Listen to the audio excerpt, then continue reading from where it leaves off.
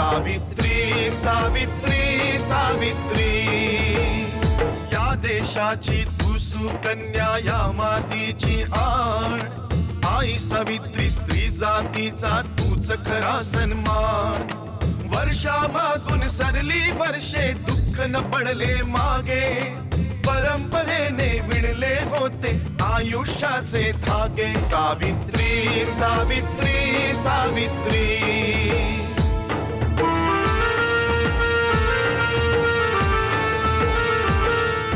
ज्ञान कशाला हवे मुलीला, शिक्षण होते पाप, जन्म मुलीचा दुर्दैवाने ठरला होता शाप।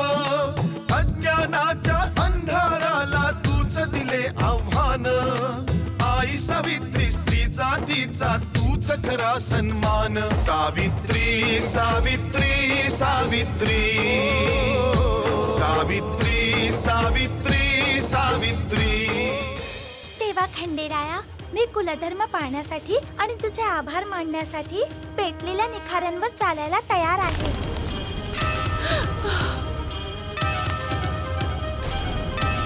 सावी, अरे जर कोणी आरोप लावूच इच्छित नाही तर त्यांना का भाग पडलं जातंय?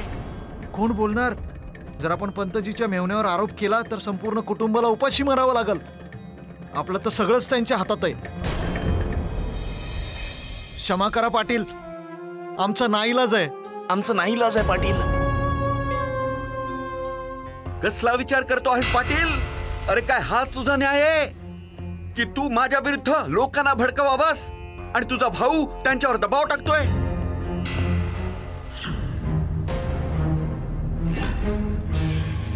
मला असं वाटतं की या पंचायतीकडे छबुरावजींच्या विरुद्ध कोणताही अभियोग चालवण्यासाठी साक्षीदार नाहीये, म्हणून मी ही पंचायत बरखास्त करतोय।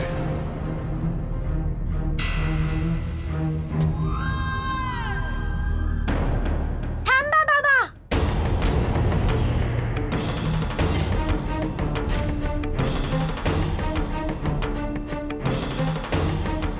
मी न्याय मागायला आले। मी छबू काकांच्या विरुद्ध तक्रार करायला आले आहे।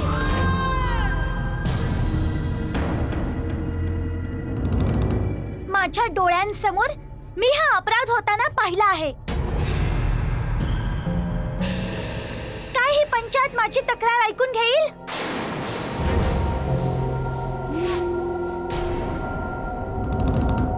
आत्ताच या पंचायतीत लोक म्हणत होते की न्याय मागितला जातो तेव्हाच इथे न्याय मिळत असतो, तर मग मी माझ्या आजीसाठी न्याय मागायला आले। बाबा, मला इथे न्याय मिळेल का? आता तर कोणतीच समस्या उरलेली नाही। सावित्रीला तिचा आरोप सिद्ध करण्याची संधी मिळालीच पाहिजे। वय मिळालंच पाहिजे, जरूर मिळालं पाहिजे। आणि आता छबू महाराजांकडे सुटकेचा आता कोणताच मार्ग उरता कामा नये। भाऊ, मला वाटतं ही मुलगी बहुतेक तुमच्या कुंडलीतला सर्पदोष आहे। बघा, परत आली वाट लावायला। ही पंचायत सावित्रीला तिचं म्हणणं मांडण्याची अनुमती देते। बोल सावित्री, तुला छबुरावजींच्या विरुद्ध कोणती तक्रार करायची? थांब पाटील, या मुलीच्या तक्रारीवरून ही पंचायत माझ्यावर अभियोग नाही चालवू शकत। मी याचा विरोध करत आहे।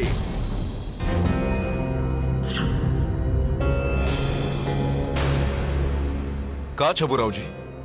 आत्ताच तर तुम्ही म्हणालात की न्याय मागितल्यामुळे मिळतो आणि कुणावरही न्याय मागण्यासाठी दबाव टाकता येत नाही।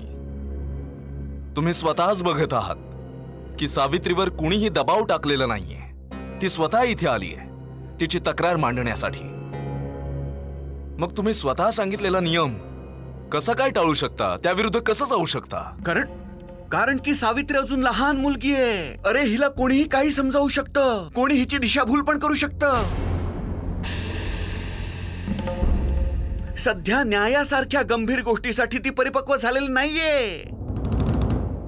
म्हणूनच ही पंचायत या सावित्रीची तक्रार ऐकून माझ्यावर अभियोग नाही चालवू शकत।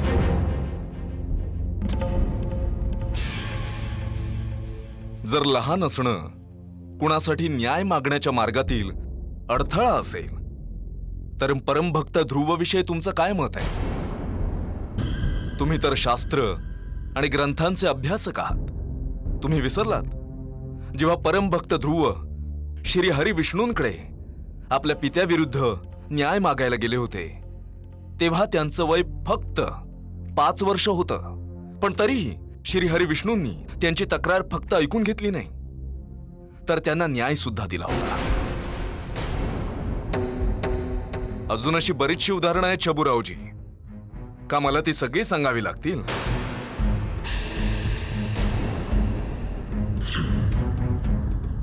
मला आशा आहे सावित्रीविषयी तुमचा जो आक्षेप होता तो आता दूर झाला असावा.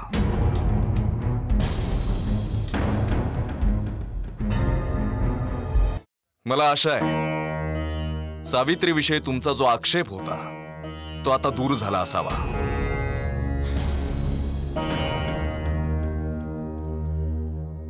नाही पाटील, तू तुझ्या महापुरुषांची तुलना तुझ्या मुलीशी करून हिला महान सिद्ध करण्याचा प्रयत्न करशील आणि मी तयार होईन? नाही, कधी नाही.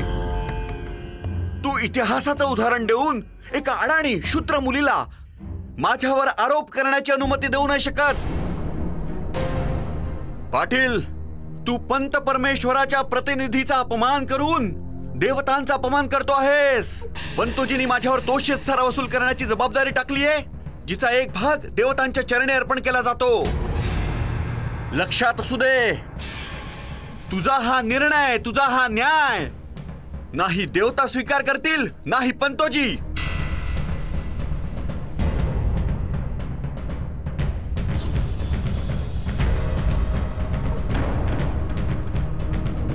घेत्या, तू पटकन आई साहेबांना घेऊन ये.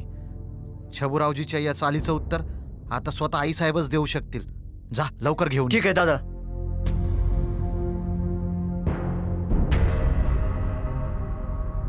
मला माहित होतं छबू काका त्यांच्यावर चालणाऱ्या अभियोगासाठी सहजासहजी तयार होणार नाहीत.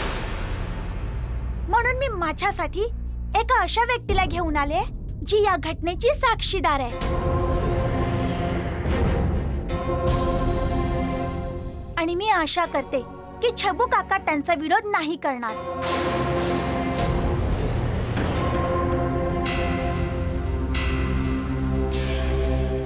हरी काका,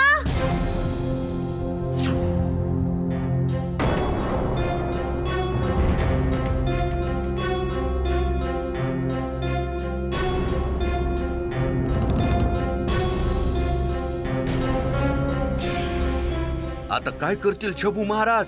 आता तर त्यांचे सगळे मार्ग बंद झालेत. अपराधी किती चतुर असला तरी न्यायाची देवता त्याला कधी नाही सोडत. छबू महाराजांना हे माहित नाहीये की ते जर शेर असतील तर आपली सावित्री 1.25 शेर आहे. हात सोडणार नाही त्यांना. भाऊ, आता काय होणार? जोपर्यंत ही सावित्री आहे तोपर्यंत छबू भाऊंची यातून सुटका होईल असं मला मुळीच वाटत नाही. अरे देवा, आता पंतजींनी आपल्या सावीला त्यांचा शत्रू मानलं तर काय गरज होती तिला पाण्यात राहून मगरीशी वैर घेण्याची? पाटील सुद्धा तिला काहीच नाही बोलत. वहिनी, पंतजी तर तसंही तिला पाण्यातच बघतात. आता ते अजूनच चिडतील. आता आपल्या सावीवर कुठलं संकट तर येणार नाही ना? काही नाही होणार. ती खरंच तर बोलते ना. आता पंतजींना घाबरून आपण खरं बोलणं बंद करायचं. जर गावातील पाटलाचा परिवार सत्य बोलायला घाबरत असेल तर बाकी लोक अन्यायाविरुद्ध उभं राहण्याचं साहस कसं करू शकतील? सावीने जे केलं ते तिने केलं नसतं तर मला खूप वाईट वाटलं असतं. जी सत्य बोलण्याचं साहस दाखवते तीच आपली सावी आहे. चल घेत्या. वय आई साहेब, चला.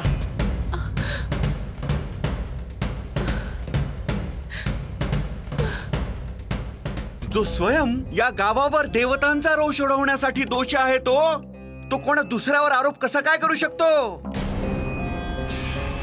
अरे, जो मनुष्य स्वतःच्या मुलाला गमावून देवतांच्या नजरेत दोषी सिद्ध झालेला आहे त्याची साक्ष तुम्ही सत्य कशी मानू शकता?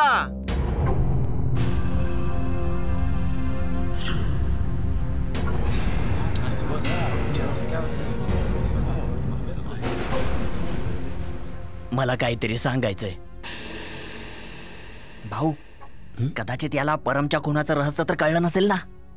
हरी काका, तुम्ही तुमचं म्हणणं निसंकोचपणे मांडू शकता. ही पंचायत तुमची साक्ष ऐकण्यासाठी तयार आहे. पाटील, त्या दिवशी छबुराव भाऊ माझ्या घरी आले होते आणि तुझं सर्व काही पंतोजींच्या चरणी अर्पण करून देवतांचा कोप शांत कर. मी तर माझं सर्वस्व द्यायला तयार होतो, तरी तुम्ही माझ्याकडून माझा मुलगा हिरावून घेतला. आता मी कोणाला काही देणार नाहीये. संपवून टाका याची जीवनलीला आणि याला सुद्धा पाठवून द्या याच्या मुलाकडे.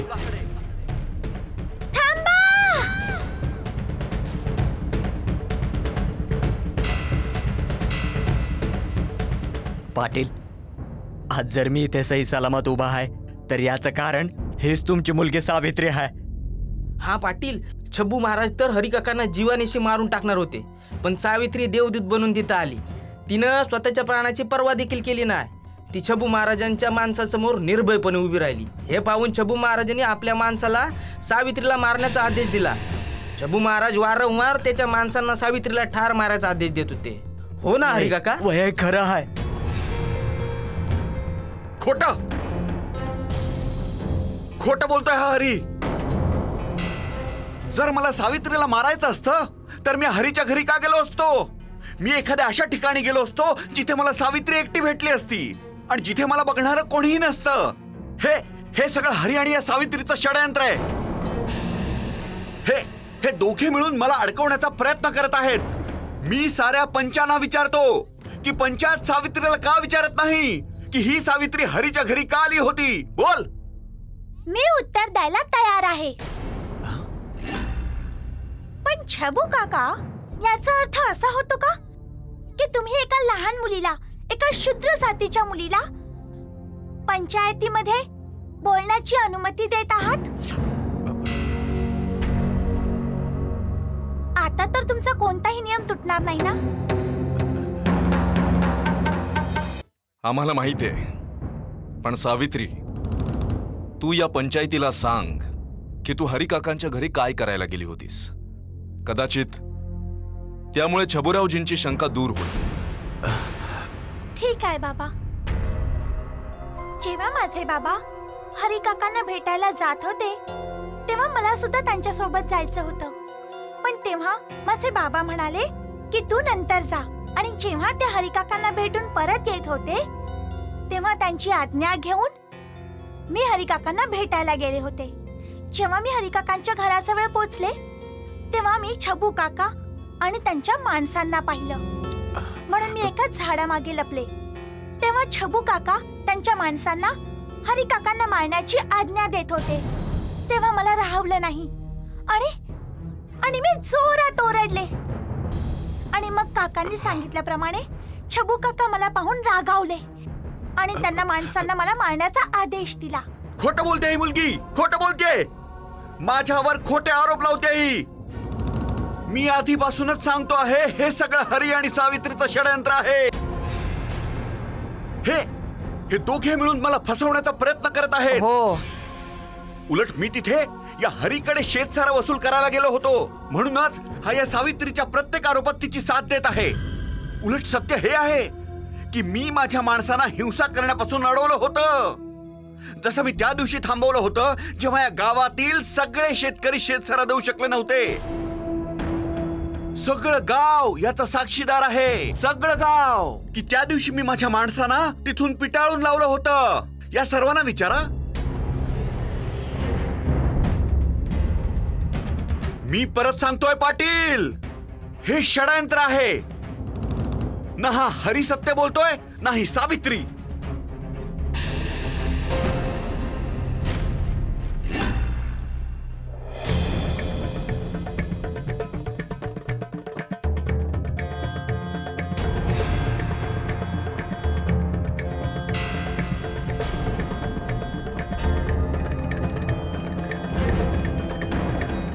सावित्री खरं बोलतीये. सत्य तुम्ही नाही बोलत आहात छबुराव महाराज.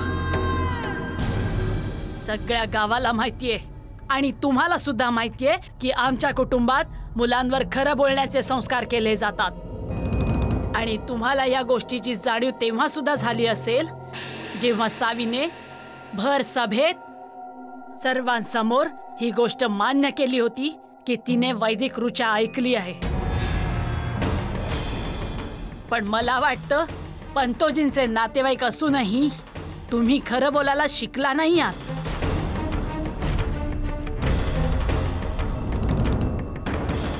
ही गोष्ट सत्य नाहीये का की तुम्ही तुमच्या माणसांना सावीला मारायचा आदेश दिला होता? आणि हे सुद्धा सत्य नाहीये का की तुम्ही तुमच्या माणसांना म्हणालात की सावीच्या डोक्यावर नेम धरून तिच्यावर वार करा?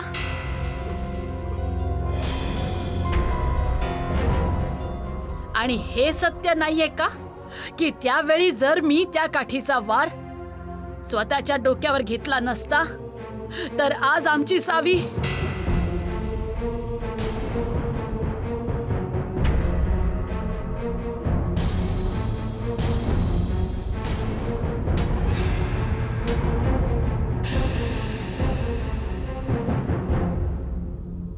पंचायत अनुमान लावू शकते की ज्या लाठीचा फटका माझ्या डोक्यावर बसल्यावर माझा जीव धोक्यात आला होता, जर तोच फटका सावीच्या डोक्यावर बसला असता तर तिचं काय झालं असतं?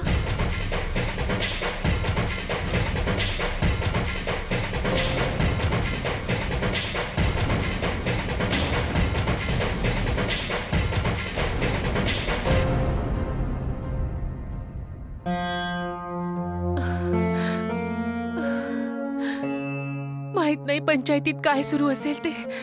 हे देवा, माझ्या कुटुंबाचं रक्षण कर. वहिनी, मला सुद्धा खूप भीती वाटते हो. आता तर सासूबाई सुद्धा तिथे गेल्यात. जर त्या इथे असत्या तर पंचायतीत काय सुरू आहे त्यांनी शोधून काढलं असतं. आता आपण काय करायचं वहिनी? आपण सुद्धा तिथे जायचं का? चला. नाही नाही जाऊ बाई, हे काय बोलतीयस तू? आपल्याला घराबाहेर पडायची सुद्धा अनुमती नाहीये. आपण पंचायतीत कसं काय जाऊ शकतो?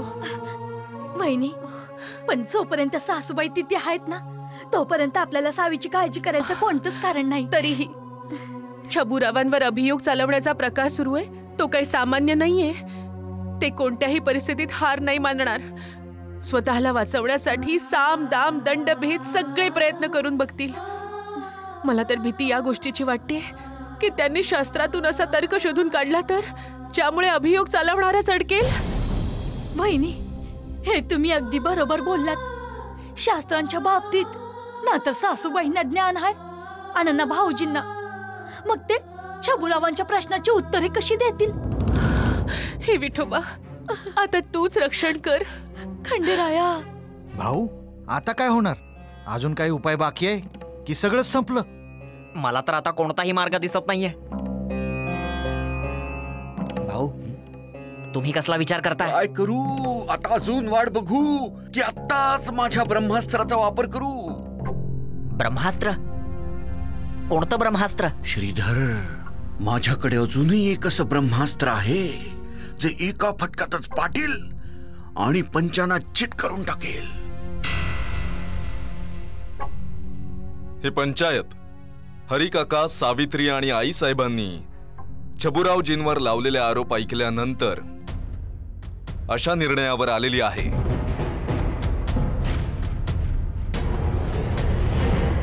की छबुरावजींनी स्वतःच्या सामर्थ्याचा दुरुपयोग करताना अन्याय केलेला आहे. पाटील, हे विसरू नकोस की यावेळी मी नायगावच्या पंत परमेश्वरांचा प्रतिनिधी आहे आणि पंतांच्या आसनावर विराजमान आहे. तू पंतांना शासन करणार आहेस. तुला देवतांच्या कोपाचा भय नाही वाटत? या शूद्र लोकांच्या खोट्या तक्रारी ऐकून मला दंड करणार आहेस? माझ्यावर अभियोग चालवणार आहेस? माझ्यावर अभियोग चालवण्याचा अर्थ आहे पंतांवर अभियोग चालवणं. या गावाच्या पंत परमेश्वरांवर अभियोग चालवणं. जर हा अभियोग चालवलास ना पाटील, तर ह्या गावावर देवतांचा असा कोप होईल ना ज्यातून कोणी वाचू नाही शकणार.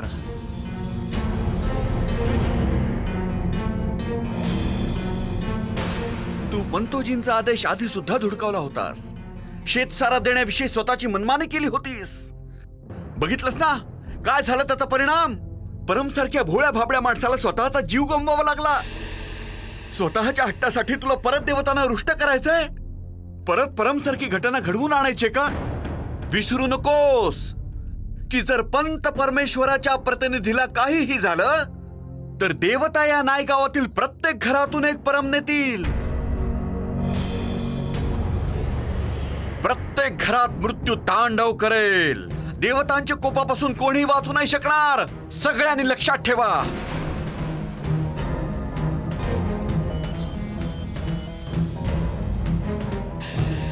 आम्हाला सुद्धा हे माहिती आहे की या पंचायतीला पंत परमेश्वर किंवा त्यांच्या प्रतिनिधीला शासन करण्याचा अधिकार नाहीये. म्हणूनच या पंचायतीने हा निर्णय घेतलेला आहे की आम्ही तुमच्यावर अभियोग चालवू शकत नाही.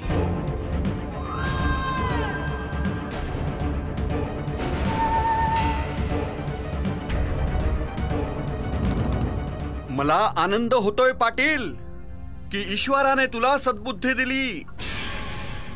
नाहीतर या गावावर देवतांचा असा कोप झाला असता की संपूर्ण गाव नष्ट झालं असतं. बाबा असं कसं करू शकतात. हा तर अन्याय आहे. नाही मुळीच नाही. मी असं कदापि होऊ देणार नाही. या शेतकऱ्यांकडून जमीन मी मोठ्या मुश्किलीने हडपलेली आहे. ती मी कोणत्याही परिस्थितीत परत नाही करू शकत. आणि पंतोजीने ही जबाबदारी माझ्यावर यासाठी सोपवली नाही ती मी माझ्या हातात आलेली जमीन इतक्या सहजपणे सोडून देईन. काय करू काहीच समजत नाहीये. कसा बाहेर पडूया अडचणीतून. अरे त्या खंडोजीच्या मुलीने असा प्रस्ताव ठेवला आहे की काय करू श्रीधर. माझी अवस्था तर साप आणि चिचुंद्री सारखी झाली आहे. ज्ञान कशाला हवे मुलीला शिक्षण होते पाप.